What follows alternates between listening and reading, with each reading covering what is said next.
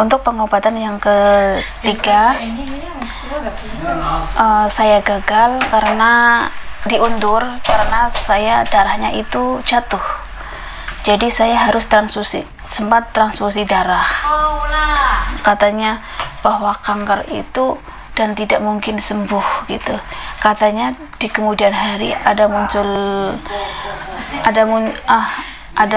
tumbuh lagi. I don't care teman-teman ya. Kita hanya serahkan saja kepada Yang Maha Kuasa. Kita positive thinking aja.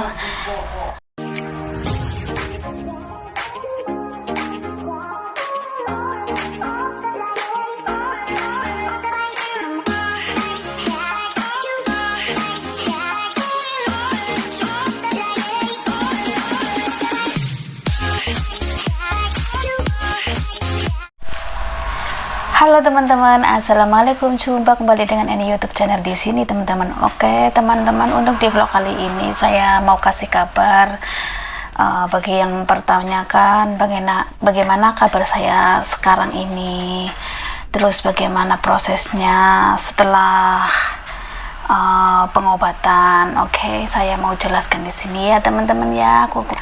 Saya mau kasih tahu keadaanku pada saat ini ya teman-teman. Dan untuk yang pertama ya, semoga kalian semuanya yang klik video ini dalam keadaan sehat walafiat, tidak kekurangan suatu apapun. Oke teman-teman ya. Yang kedua, saya mau jawab pertanyaan bagi teman-teman yang mempertanyakan saya dalam keadaan sakit di negara orang, kenapa nggak pulang saja Mbak, biar keluarga Mbak yang merawatnya di sini. Oke ya teman-teman, saya jawab, saya nggak pulang. Kenapa teman-teman? Saya memilih pengobatan di sini karena saya di sini itu sudah 13 tahun ya teman-teman. Di sini saya membayar askes per bulannya itu hampir 300 NT ya. Itu kalau dihitung kalau dihitung per bulannya saya bayar askes itu teman-teman ya, semuanya disamaratakan 300 NT, itu 13 tahun itu sudah berapa teman-teman ya. Dan ketika saya sakit, terus saya harus pulang dan berobat mulai dari nol di Indonesia dengan harus menguras tabungan saya, dan seandainya saya kurang, terus saya harus jual warisan saya karena saya sudah nggak punya orang tua ya teman-teman ya. Jadi ya itulah teman-teman yang kenapa saya nggak pulang, karena saya udah nggak punya kedua orang tua saya. Kedua orang tua saya sudah meninggal semuanya. Terus anak saya belum mapan teman-teman ya. Mungkin kalau sudah anak saya sudah mapan jadi insinyur, dokter, itu mungkin saya tinggal menikmati hidup, tapi anak saya belum mapan. Yang ketiga itu kakak, saya punya 2 kakak. Itu kakak saya umurnya itu jauh di atas saya, itu 10-an tahun, 15 tahun, 10 tahun di atas umur saya. Dulu waktu saya masih kecil ya, ketika sakit kakak saya yang menggendong saya.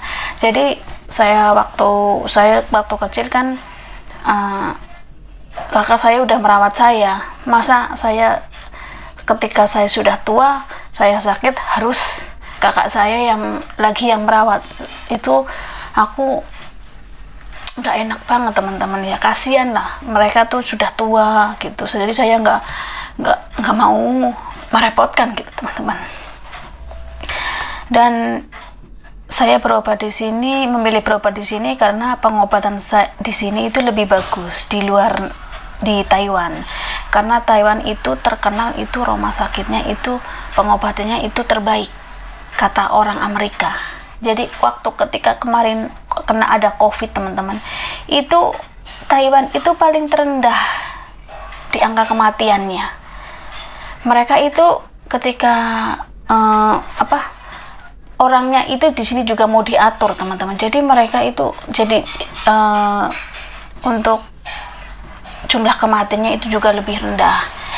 dan pengobatannya itu juga lebih bagus. Yang kebanyakan itu yang meninggal itu ketika ada COVID itu yang umur sudah tua-tua teman-teman. Jadi di atas umur 90-80 tahun itu yang sudah memang dia udah punya penyakit kronis, jadi kena COVID, nah baru itu meninggal teman-teman ya.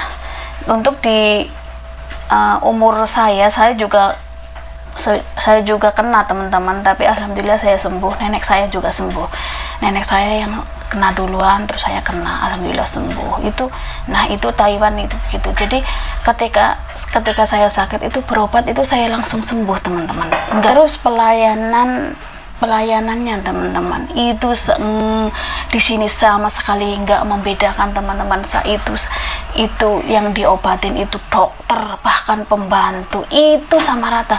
Ketika ditusuk jarum mereka juga kasih tahu itu sakit mana yang itu, terus cara kasih informasinya itu juga sama. Karena saya itu bahasa Mandarinnya itu kurang, jadi mereka juga pelan-pelan terus. Dan alhamdulillah teman-teman, dokter yang menangani saya itu baik semua teman-teman, dari dokter kemoterapi dan dokter radiasi. Ketika saya datang, ini Isa nih hai, aku juga dia. Ketika mereka tuh tahu muka saya, mereka tuh langsung menyapa, kamu ada sakit itu, kencingnya sakit enggak apa langsung menanyakan bagaimana, ada rasa keluhan saya enggak. Itu di luar jam di luar jam pengobatan.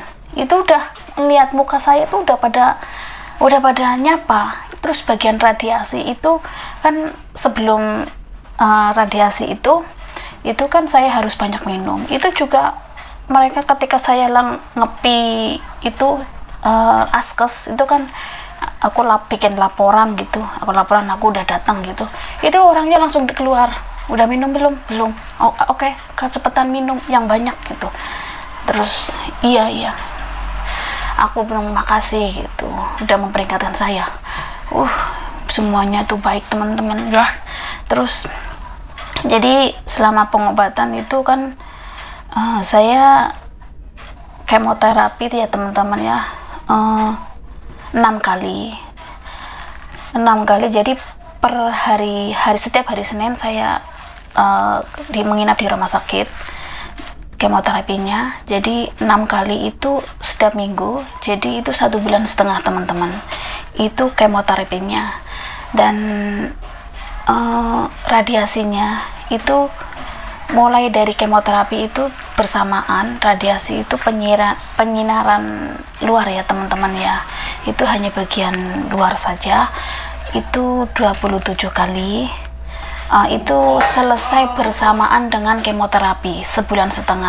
Dan setelah itu saya penyiraman dari dalam teman-teman, brek terapi atau apa gitu ya teman-teman. Jadi pakai alat itu dan harus dibius dulu. Saya brek terapi itu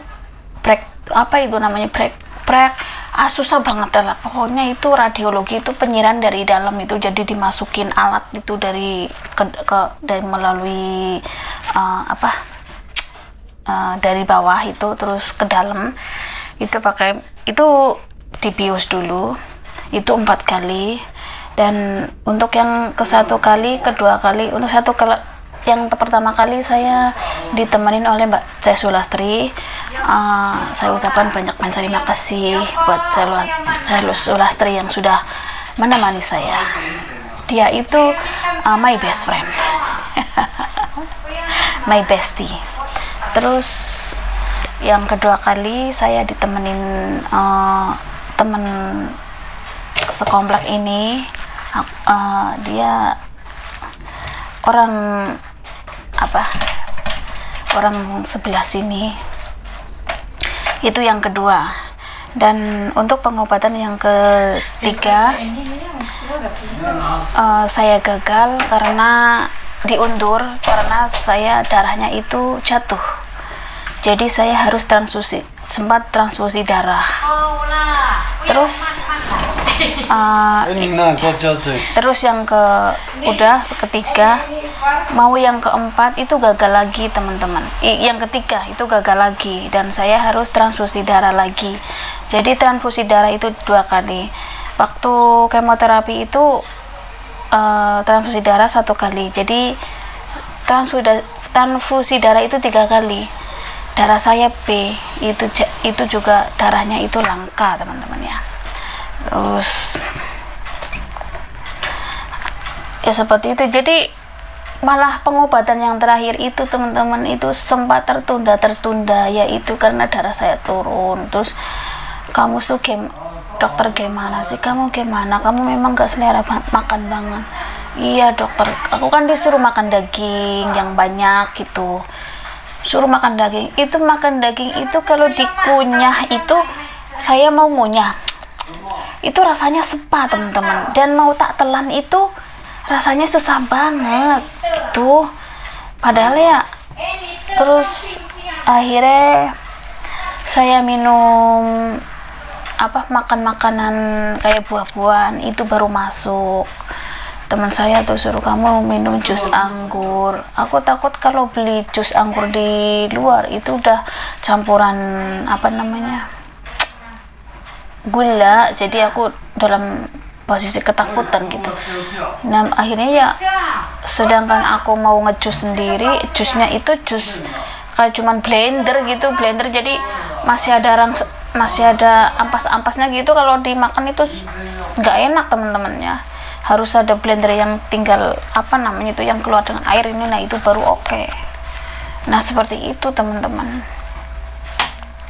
Jadi yang menanyakan kabar saya seperti ini. Jadi alhamdulillah pengobatan saya sudah selesai, dan besok hari tanggal 5 saya akan mention itu periksa dokter. Jadi ya keluhan badan yang nggak enak nanti kasih tahu ke dokter gitu. Jadi nanti dikasih obat gitu ya. Terus untuk menunggu hasil bagaimana pengobatan saya, sukses apa enggak, terus kanker saya udah hilang apa belum gitu, udah mati apa belum, itu nanti setelah 2 bulan kemudian saya harus periksa scan itu yang kayak radiologi gitulah teman-temannya. Jadi di situ kan ketahuan bagaimana udah masih secara detail masih ada apa enggak. Terus ada orang yang bilang katanya bahwa kanker itu dan tidak mungkin sembuh gitu. Katanya di kemudian hari ada tumbuh lagi. I don't care teman-teman ya. Kita hanya serahkan saja kepada yang maha kuasa. Kita positive thinking aja. Kenapa kita takut mati ya? Sedangkan yang mati secara tiba-tiba juga banyak. Kita naik motor tiba-tiba geludak, modiar, ngerti orang secara kasarannya. Itu banyak. Kenapa? Jangan memandang sebelah bahwa kanker itu nggak bisa sembuh. Jangan seperti itu teman-teman ya. Teman saya, ini dia orangnya. Teman saya itu seperti saya kejadiannya itu. Jadi itu sudah stadium 3. Kalau stadium 3 itu tidak boleh dioperasi. Jadi itu harus melakukan kemoterapi selama 6 kali. Seharusnya sih 8 kali ya teman-teman. Cuman dokter mengurangi, jadi cuma 6 kali. Terlalu nanti benar-benar kurus kerontang kalau 8 kali terus-terusan. Jadi karena ini kita kan sebagai pekerja di sini itu memburu waktu. Jadi kemoterapinya itu setiap minggu sekali. Kalau orang sini kan bisa juga 3 minggu sekali, 2 bulan sekali itu bisa. Tapi kalau kayak TKI itu kan memburu waktu, jadi setiap minggu. Jadi teman saya juga sama seperti saya itu melakukan kemoterapi sama radiasi itu beriringan selama 1,5 bulan. Jadi kemoterapinya 6 kali, radiasi udah selama radiasi 27 kali, dan setelah itu ya sama, jadi radiologi penjinaan lewat dalam itu. Nah di dalam itu kan kayak disetrum gitu teman-teman ya, itu 4 kali dia sama. Terus selanjutnya dia sembuh teman-teman, sampai sekarang alhamdulillah teman saya sudah 6 tahun. Katanya kalau kanker itu kan, kalau misalnya kita berobat udah kita kayak seperti saya nanti periksa itu dikatakan bahwa sudah sembuh. Nah kalau dikatakan sudah sembuh itu diperiksa lagi kan selama setahun nggak tumbuh lagi, terus periksa terus kan harus itu, kalau kanker kan harus rajin kontrol.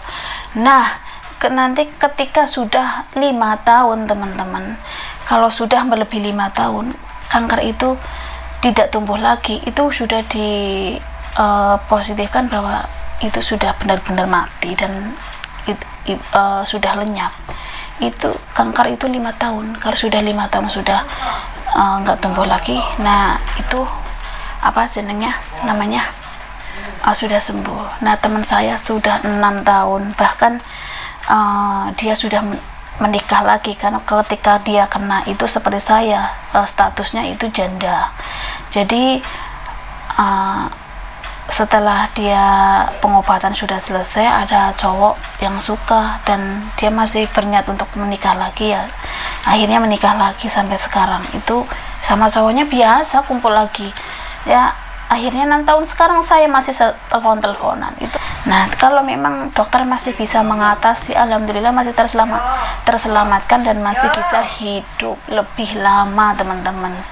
Banyak yang masih hidup 10 tahunan, ada yang